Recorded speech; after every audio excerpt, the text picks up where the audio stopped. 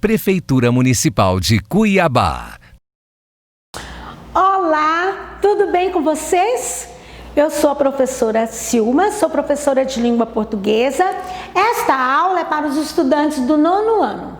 O tema da aula de hoje é a utilização de figuras de linguagem no gênero conto de suspense e terror.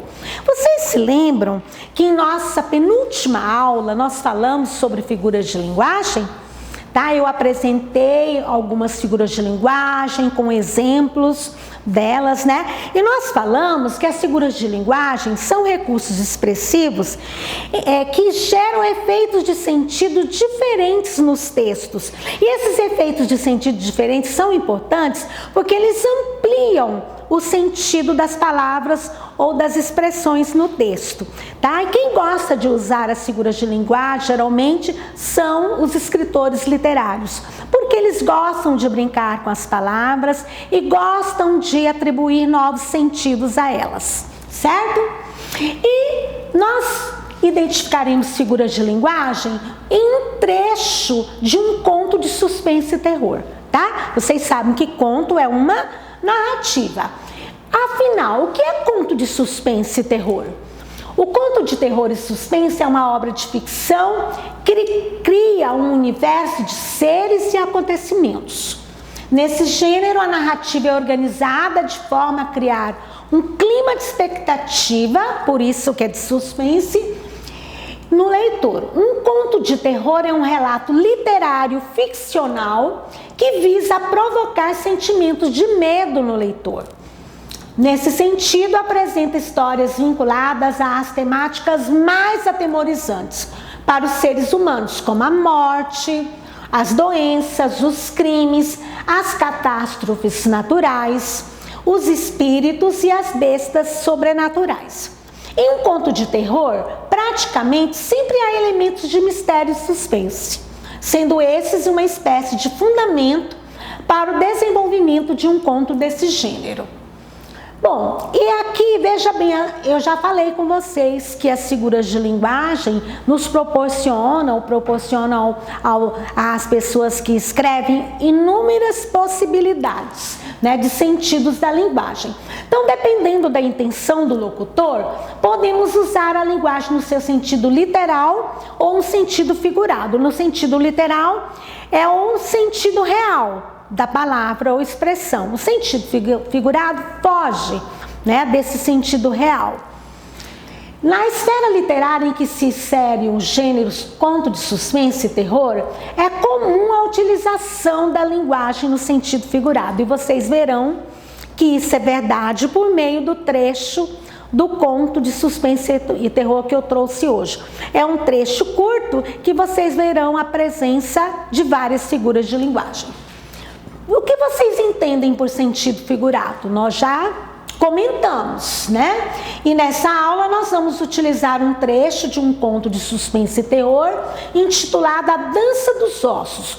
O autor desse conto é Bernardo Guimarães. Ele é um romancista e poeta brasileiro do século XIX, cuja obra mais famosa é o romance A Escrava Isaura. Por que eu fiz questão de colocar isso aí? Porque eu penso que essa obra é conhecida por vocês. Há muitos anos, a Rede Globo exibiu uma novela, com a adaptação desse romance. Mas bem depois, a Record fez a mesma coisa. E eu acredito que vocês já assistiram, ou pelo menos já ouviu alguém contar, que assistiu a essa novela, porque ela foi exibida e reexibida pelo menos mais 2 vezes depois. Bom, antes de apresentar o trecho, eu quero pedir que vocês façam uma leitura atenta juntos comigo, Que vocês pensem na utilização da linguagem, tendo em vista o que nós falamos anteriormente, quer dizer, o que nós falamos sobre as figuras de linguagem, sobre o sentido figurado, Que é um sentido que foge do sentido real. Vocês vão perceber muito isso no trecho que eu lerei para vocês. É importante perceber que nos trechos selecionados, a linguagem é utilizada expressando sentidos além daqueles literalmente conhecidos, então vamos ao trecho do conto, A Dança dos Ossos. Talvez vocês fiquem curiosos e depois procurem na internet o conto na íntegra para fazer a leitura. E vocês vão, com certeza, reconhecer várias outras figuras de linguagem. Por fim de contas, bom, antes de ler, eu quero chamar a atenção para o título, A Dança dos Ossos. Vocês já estão percebendo aí alguma coisa diferente? Porque ossos são objetos inanimados, né? Que não têm vida. Então, é possível que eles dancem? Como é possível isso? Tá? O que será? Qual seria a intenção do autor ao atribuir esse título ao texto? Então, por fim de contas, veio vindo lá de dentro da sepultura. Olha só, porque é um conto de terror, né? Uma caveira branca, como papel, e com os olhos de fogo. Olha, e dando pulos como sapo, foi-se chegando para o meio da roda. Eu bem queria fugir, mas não podia. Me tornei uma estátua. Meus olhos estavam alucinados naquela dança dos ossos, como o sapo quando enxerga a cobra. Meu cabelo ficou em pé e demorou uma década para voltar ao normal. Olha só o exagero. Daí a pouco os ossinhos mais miúdos dançando sempre e batendo uns nos outros, foram se ajuntando e formando 2 pés de defunto. O que vocês acharam desse trecho do conto? O que vocês perceberam? Vocês viram que o autor usa várias palavras e expressões que fogem do sentido literal, do sentido real? Olha só, é possível ossos dançarem? É possível campinas serem risonhas? É possível a noite cair? É possível as pessoas dormirem como passarinhos? É possível o coração não bater quando se está vivo?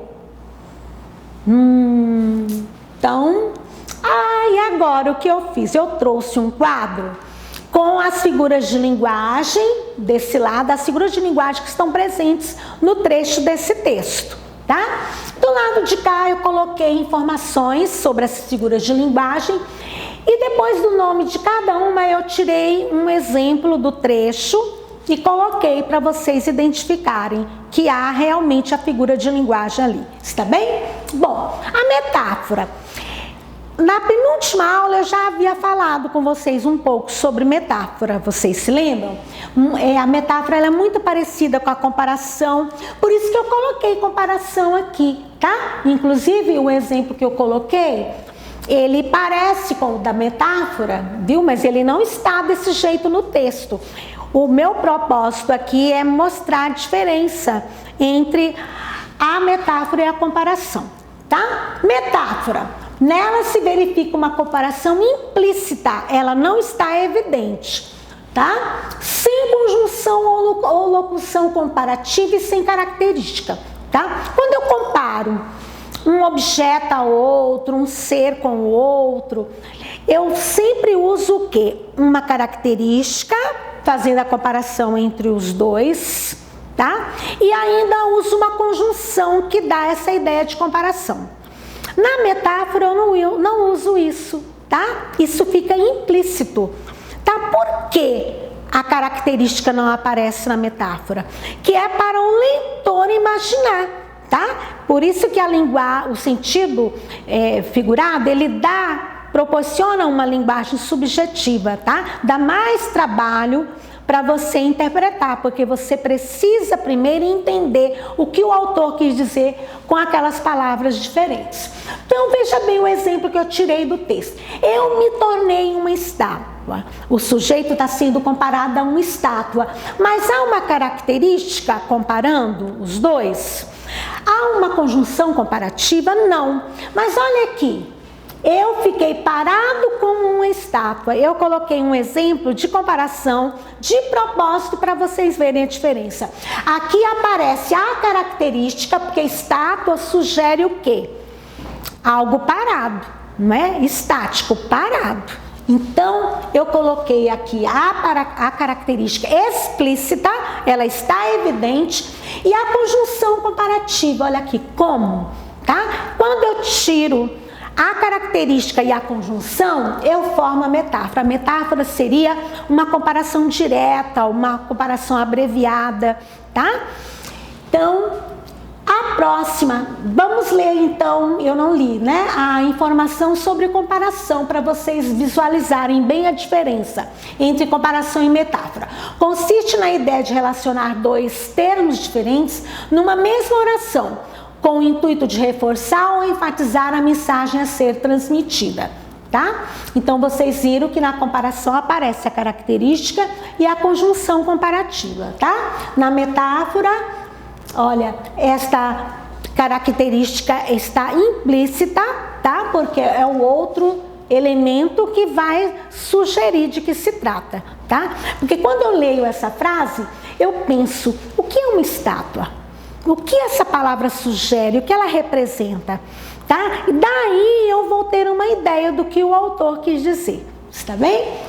A próxima figura de linguagem é personificação ou prosopopeia. Alguns autores chamam de personificação, outros chamam de prosopopeia, outros falam dos dois nomes, tá? Então eu achei melhor trazer os dois. Caso vocês vejam um ou outro nos livros ou na internet, já sabem que se trata da mesma coisa, tá? Consiste em atribuir a objetos inanimados, quer dizer, sem vida, ou seres irracionais, sentimentos ou ações próprias dos seres humanos. Olha só o exemplo que eu coloquei. Daí a pouco os ossinhos mais miúdos, dançando sempre batendo uns nos outros. Ossos, como eu já havia falado quando comentei o título, são inanimados, não é? E está falando como se eles fossem seres humanos, porque está dizendo que eles dançam, que eles batem uns nos outros, tá? A mesma coisa se eu dissesse para vocês, as árvores sorriam para mim. Olha só, eu falando das árvores como se fossem seres humanos, tá? Isso é uma personificação ou prosopopeia. Os autores amam utilizar essa figura de linguagem. E a outra que aparece também no trecho do conto é a hipérbole.